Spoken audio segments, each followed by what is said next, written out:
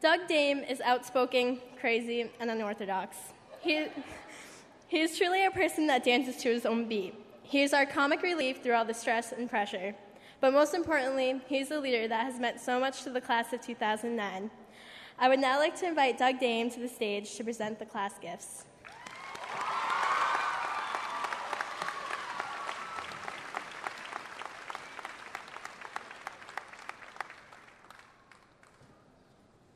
Give me a second, I gotta get it out of my pocket. These robes don't come with those.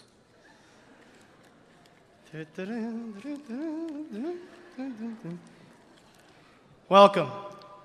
Principal Masciarelli, Vice Principals DiGeronimo and Pierce, Superintendent Ravenel, Assistant Superintendent Giaquinto, School Committee, Mayor Wong, friends, family, esteemed guests, my Auntie Shell, she's here, from North Carolina. I welcome all of you, but I especially welcome the graduating class of 2009.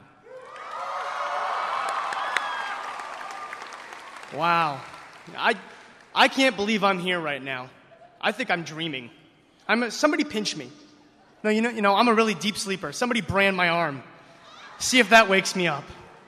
Hey, Robar. I kid because we love. Seriously, folks, this is it. This is your graduation. Take a minute, all of you. Look to your left. Look to your right. Look around. Memorize those images. Take it all in. This is what your graduation looks like. This is what 12 years of hard work and dedication have given you. And in 25 years from now, when your kids ask you what your graduation looked like, this is what you can tell them. They'll probably be traveling in tubes by then. But you'll have time to stop and tell them that this is what you remembered. You can tell it was outdoors, too. Don't tell them it was inside. You can lie about that. I give you permission to lie about that. This is a turning point in our lives, a crossroads, an incredibly cliche beginning and end in an era here at Fitchburg High School. You know, I was always the guy that would go to the graduation ceremonies, and I would laugh because it's not that the speeches weren't well done, but almost every one of them says, you know, this is a crossroads, the end of an era. They say it's a beginning and an end. Veronica, I'm not dissing you. It was an awesome speech. I promise. But that's what you hear every time. And I always kind of said, you know. I also heard Dr. Seuss's All the Places You'll Go like 400 times last year, and that was unnecessary. But this year, as I sat down at my computer, maybe this morning, to write this speech, I thought about it. And I didn't want to put those things in my speech because I didn't want to be cliche. But really, this is a crossroads. You know? This is the end of an era. This is a turning point. This is the beginning. This is an end. For 4 years, we've been doing the same things every day. As a matter of fact, I'm a little worried that when I get to college, I'll forget where I'm going. What if I get there and the dean doesn't come on the announcements every morning and say it 6 times? I'll be lost.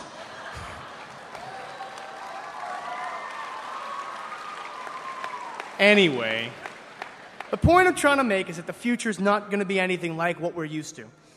We're taking one small step for man and one giant leap for the class of 2009 here, folks. There's a whole new world out there for us to explore, but it's nothing like the one we've grown up in. But you know what? I'm not worried. Nope, I'm not worried because the class of 2009 is unlike any class the school has seen or ever will see in the future. Even in 2109, 100 years from now, Mr. Masciarelli, who I'm sure will still be working here, will say that this was the best one he'd ever seen.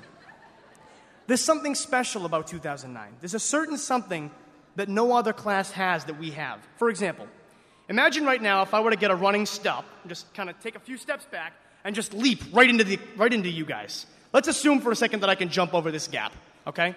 If I were to leap on you at, say, an average high school, like Leominster High, you know what would happen? They would step out of the way, I would hit a chair and probably injure myself. But you know what would happen here? You know? You might want to get out of the way for a second. I don't know, big guy coming right at you. But then you'd look at each other and you'd have this moment of recognition and you'd come together and you would catch me like a guy at a Who concert. I know it. And that sounds like it's funny, and it is. But if I were to do that, I know you guys would catch me because there's something that 2009 has, and that's trust.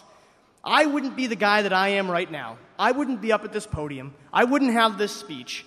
I wouldn't be looking at you almost bordering on tears as I am if it weren't for all of you.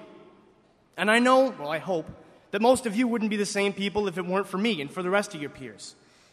And so, my friends, that is why I'm not worried about the big, scary, real world that everybody keeps telling me about. Because no matter what the world throws at us, we'll face it, not as a couple of hundred of high school graduates, not as lonely individual people, but as a class. And not just as any class, as the class of 2009. We are faster than a speeding freshman, stronger than all of the hall monitors combined, and able to leap over Miss Faraza in a single bound. So look out, world. I know you've seen a lot in your several thousand years of existence, but you've never seen anything like the class of 2009. So class, I wish you the best of luck in whatever it is you plan to do with the rest of your lives. You made high school everything I wanted it to be, and then some. And so I'd like to leave you with a quote. I know that whatever you do, you won't just make us proud, and you won't just excel. I know that whatever you do, you will rock. And for those about to rock, I salute you. Thank you.